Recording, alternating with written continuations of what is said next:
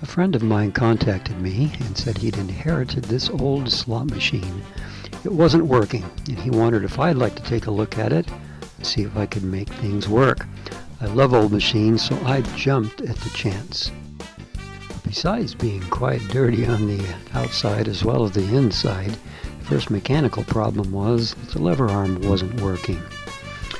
So I began disassembly. Here I removed what's called the mechanism from the box. Here's the mechanism. Here it is from a different view. Here it is with the reels removed, and here are the reels on the workbench. Well, I gathered some tools and some spare parts and got to work. Here's the inside of the cabinet, and on the left side there are the working parts of the lever arm. I found that there was a broken metal piece here, then a missing metal piece that connected that to the lever arm, broken end of the spring that returns the lever arm to the upright position, and the shock absorber that keeps the lever arm from slamming back into position was frozen solid. Here is the broken piece. I traced its shape onto a piece of scrap metal and formed it roughly to the shape of that piece, tried it in, and it worked without interference. Then I took another piece of scrap metal and made that connecting piece that had been missing. Then I removed that shock absorber, cleaned and lubricated it, and remounted it, and those pieces all worked together. Then I reformed the end of the spring, attached it, and now the lever arm was working properly. Then there was this loose mystery piece just sitting in the bottom of the cabinet. I looked around and did a bunch of research and finally found that it belongs up here in the coin transport mechanism known as the escalator. It fit but needed a rather specific screw to hold it in place, the type with a screw head, and under that a smooth shaft that this part rotates on, and then threads to hold it to the piece behind it. Well, I didn't have that specific screw, but I did have one the right length and the right thread type. Then, by making a sleeve that it could pass through, I could mount this piece securely to the back, and the piece could still rotate freely. Then, after the right springs were attached in the right places, everything was cleaned, and after numerous adjustments, the coin escalator finally began to work as it's supposed to.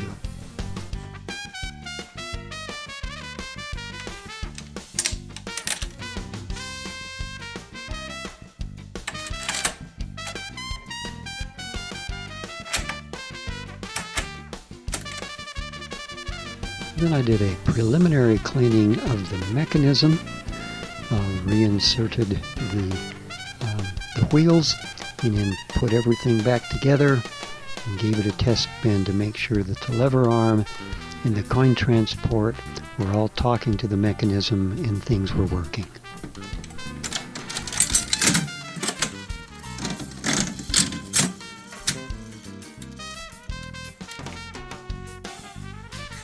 Well, so far so good. So I began to clean up the metalwork. I removed the glass and cleaned that. Then I started in on the woodwork. As I began to clean the base, I discovered the front part and the back part of that base had severe cracking. So much so that I was afraid that one or both of those would just break right off under a little bit of stress. Well, I placed 4 long screws in the front and 7 in the back to try to give it some more support, but still felt some movement. So I drilled some of those holes, removed the screws, and drilled some of those holes larger, and inserted some 1/4-inch steel rod, and that seemed to give it enough support. Then I finished cleaning up the woodwork, put everything back together, and things seemed to be looking pretty good. At this point, I discovered that the machine wasn't spitting out one of the special jackpot coins at the appropriate time. This is where those jackpot coins are stored, and this is the mechanism that controls it. Some adjustment here caused it to work correctly. The jackpot counter on the back of the machine wasn't working correctly either. The adjustment screw on that lever arm didn't adjust quite enough, but adding these spacers to this attachment bar here seemed to do the trick. Then I did some more refined cleaning of the mechanism itself to get rid of at least some of that staining and the deposits of old oil. But then I noticed the cleaner the machine got, the dirtier these old spools appeared to be. I tried cleaning them, but found that I wasn't cleaning off very much of the stain and started to remove some of the image. By carefully uncrimping this metal edge, I was able to remove those old stained strips. Then I found the best example I could of each of those 6 symbols, photographed it, and took it into Photoshop to clean that up as well as I could. I can't print a 26-inch strip like the original, but by printing in 3 segments, I think it was satisfactory. I then dressed up those blue metal rims, and I think the result was certainly an improvement on what I started with.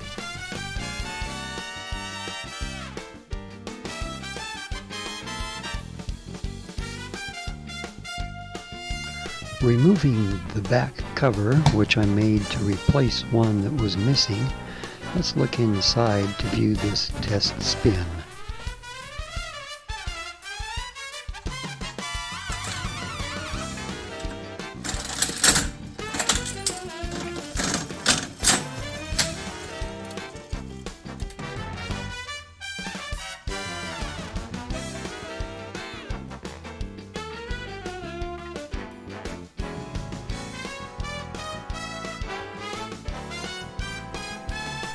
And from the front of the machine.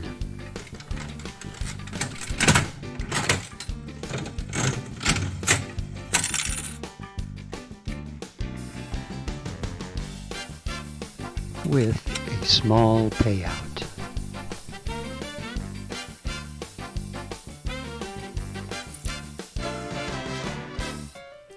Thanks for watching.